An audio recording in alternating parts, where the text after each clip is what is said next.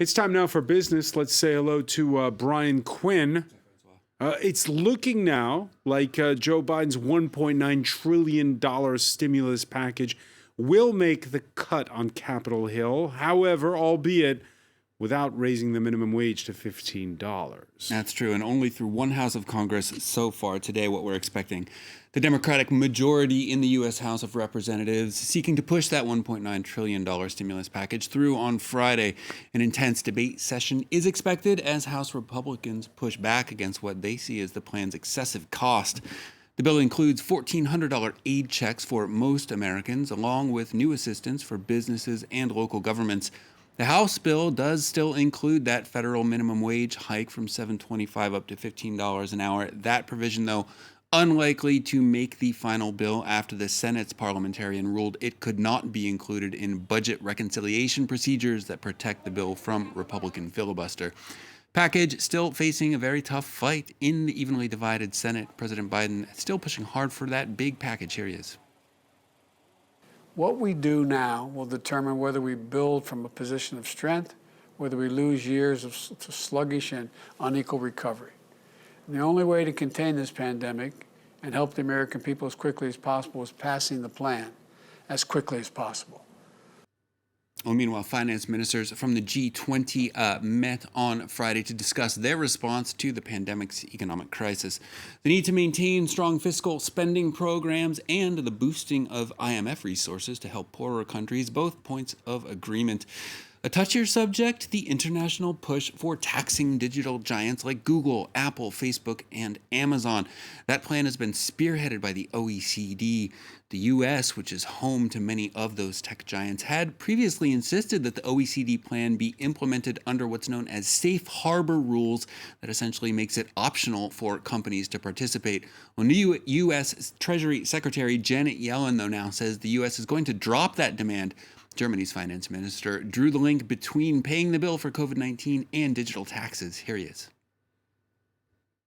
Overcoming the coronavirus crisis requires solid state finances. My central goal is an international agreement regarding digital taxation. This goal is shared by many members of the G20. It's time now for a check-in on the day's trading action. Wall Street struggling to recover from a rocky session yesterday as investors remain worried that a global recovery could spark inflation and thus force central banks to raise interest rates. Bond yields have fallen back a bit from recent highs, and that has eased some pressure on equities. The Dow, though, still in the red, down about 0.4%. S&P 500 and the Nasdaq, though, charging ahead in morning trade. European indexes ended their sessions firmly in the red as those inflation fears continue to weigh on shares. London's FTSE 100 finishing down nearly 2.5% despite a big pop for British Airways parent company IAG. The group posted a €7.4 billion loss for 2020 on Friday, but hopes are high for a rebound as the UK prepares to exit lockdown. CAC 40 here in Paris down 1.4% at the close. The DAX in Frankfurt off just around 0.2% at the close. Finally, for business, this weekend marks the 25th birthday of the Pokemon franchise. What began as a video game for Nintendo's Game Boy system soon grew to an animated series and a collectible trading card game. Well, those original trading cards are now worth big bucks. A first edition set recently sold for over $400,000. Pokemon is now the highest grossing media franchise ever. It's worth more than Star Wars and Harry Potter combined. Luke Schrago tries to catch them all in this report. It's been 25 years since Pokemon's creation, and the Japanese franchise has grown up like few would have believed, along with prices, making the original trading cards a literal treasure trove. What would be the value of those cards in your hand right there? No question. I could call someone today and get $1 million cash for these. From the original 1996 Nintendo video game that pushed players to battle and collect the fictional titular creatures, Pokemon has spawned a cultural juggernaut that's been adapted across multiple media over the years. The creation of Pokemon Go in 2016 as smartphones became increasingly powerful breathed further life into the franchise, which took root at every level of society worldwide. As the Secretary said earlier today, though, and I think it's an important reminder, You're playing the Pokemon thing right there, aren't you? I'm just keeping an eye on it. It's an important reminder. We know this won't be easy. Did you get one? No, the signal's not very good.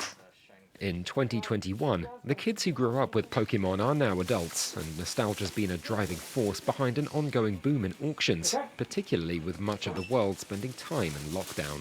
We need something to help getting us by, and right now, Pokemon is accounting for a third of our sales, even though it only makes up 1/50th of the section of our store. It's very profitable, so it is going to basically keep us afloat until this pandemic is over.